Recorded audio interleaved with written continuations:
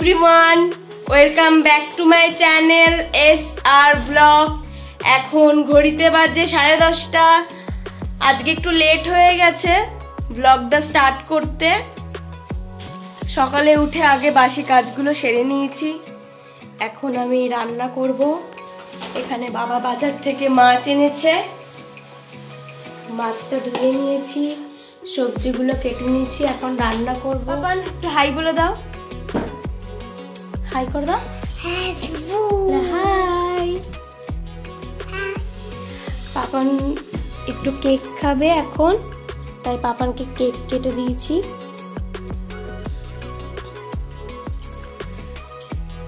তোমাদের সবাইকে একটা কথা আজকে বলার আছে, ওর বাবার আজকে বার্থডে, মানে আমার বরের আজকে বার্থডে। কালকে রাতেই কেক কাটা হয়ে গেছে। দাঁড়াও তোমাদের কেকটা আমি দেখাই, খুব সুন্দর হয়েছে কেকটা, তোমাদের একটু দেখাই। কেকটা দেখো, ফ্রিজ থেকে বার করে তোমাদের দেখালাম। কালকে আমিও কেক খাইনি, আমার উপোস ছিল, তো রাত্রেবেলা ফল টল খেয়ে সারাদিন ওই রাতে আর কেক খাইনি, গ্যাস হয়ে যেতে পারে। এখন পাপানকে কেকটা কেটে দিলাম। তুমি করছে সব সময় এসে পাপান ফ্রিজটা খুলে দেবে। বাবা খেতে যাও, কেকটা যাও যাও কেকটা। তো চলো চট করে রান্নাটা সেরে নিই। রান্না অনেক কিছু হয়ে গেছে সকালে, দাঁড়াও তোমাদের একটু দেখাই কি রান্না হয়েছে। পটল, আলু, কাঁচকলা দিয়ে পেঁপে দিয়ে একটা তরকারি। স্কুল থেকে খিচুড়ি আর ডিম দিয়েছে। আর এখানে হচ্ছে ডাল, কিছু না, আর মাছের ঝোল রান্না করবো, আর কিছু লাগবে না। তো মাছের ঝোলটা তোমাদের সাথে অবশ্যই আমি আজকে শেয়ার করব।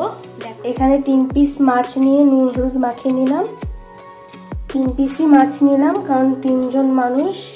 আমার বর তো অফিস চলে গেছে, আর বর মাছের ঝোল খেতে অতটা পছন্দ করে না। এখানে গুঁড়ো মশলাও নিয়ে নিয়েছি। কড়াইটা বসিয়ে দিয়েছি, গরম হয়ে গেছে, এখন তেলটা দিয়ে দেবো।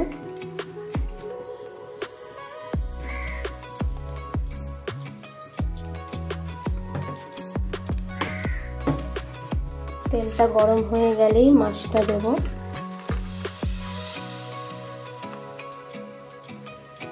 মাছটা দিয়ে দিলাম।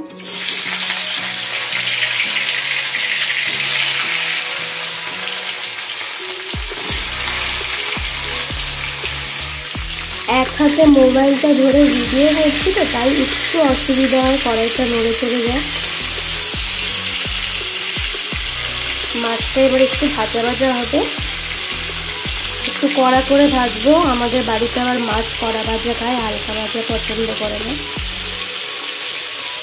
আর মশলা দেখতেই পাচ্ছ কতটা কম নিয়েছি। কড়া ভাজা হোক, ততক্ষণ তোমাদের সাথে একটু কথা বলি। দেখতেই পাচ্ছ কত কম মশলায় আমি রান্না করি। বাবার সুগার, মায়েরও কম মশলা খেতে বলেছে, তার জন্য হালকা পাতলা করে একটু তেল কম দিয়ে রান্না হয় আমাদের বাড়িতে। এই কদিন রান্না দেখে হয়তো তোমরা বুঝতেই পেরেছো। কালকে রাতে কেকটা কেটেছিল 12টার সময়। ভিডিও তুলবো ভেবেছিলাম, কিন্তু তুলতে পারিনি, তাহলে তোমাদের সাথে একটু শেয়ার করতে পারতাম। সারাদিন উপোস করার পর আর ইচ্ছা করেনি ভিডিও তুলতে, তাই তোমাদের কেকটা ফ্রিজ থেকে বার করেই দেখালাম। মাছটা 1 পিঠ ভাজা হয়ে গেছে, এবার উল্টে দেবো।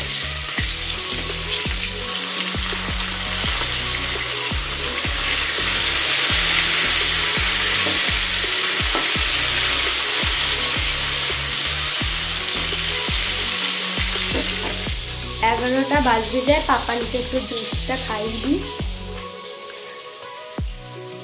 এই কদিন ধরে পাপানের শরীরটা খারাপ হওয়ার কারণে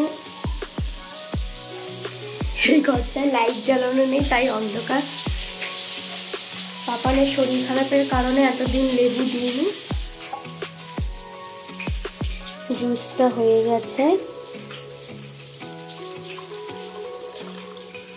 তাড়াতাড়ি পাপানকে জুসটা দিয়ে আসি।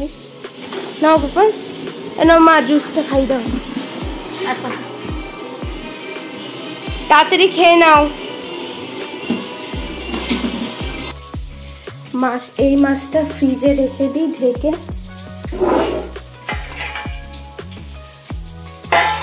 মাছটা ফ্রিজে রেখে দিই।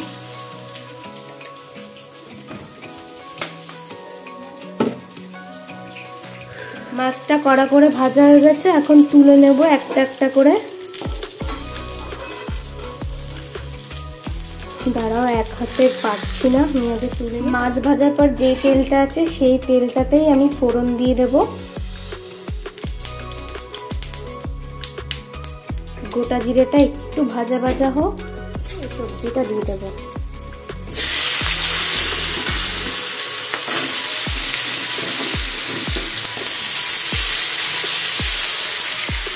নুন হলুদও দিয়ে দিয়েছি। এখন একটু নাড়াচাড়া করে এটা একটু ভাজা ভাজা হবে।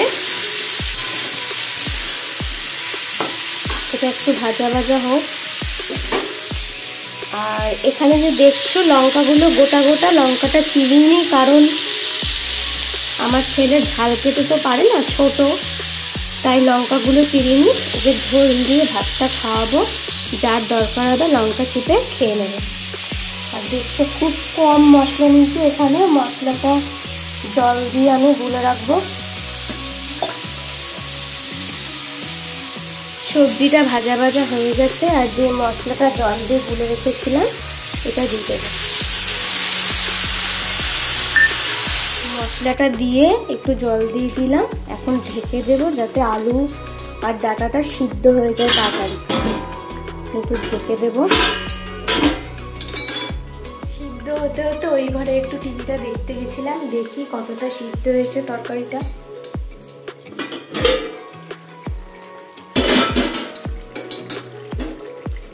খুব সুন্দর গন্ধ বেরিয়েছে, আমার তো খুব ভালো লাগে এরকম পাতলা মাছের ঝোল। আলুটাও সিদ্ধ হয়ে গেছে, এবার মাছটা দিয়ে দেব।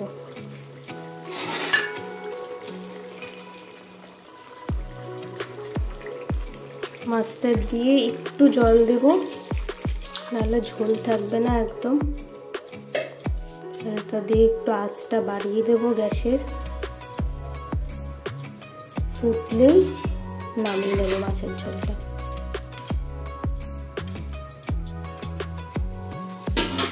কমপ্লিট।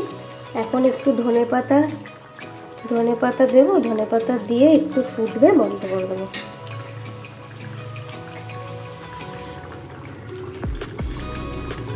মাছের ঝোলটা কমপ্লিট, এখন নামিয়ে নেব। কেমন দেখতে হয়েছে পাতলা মাছের ঝোল।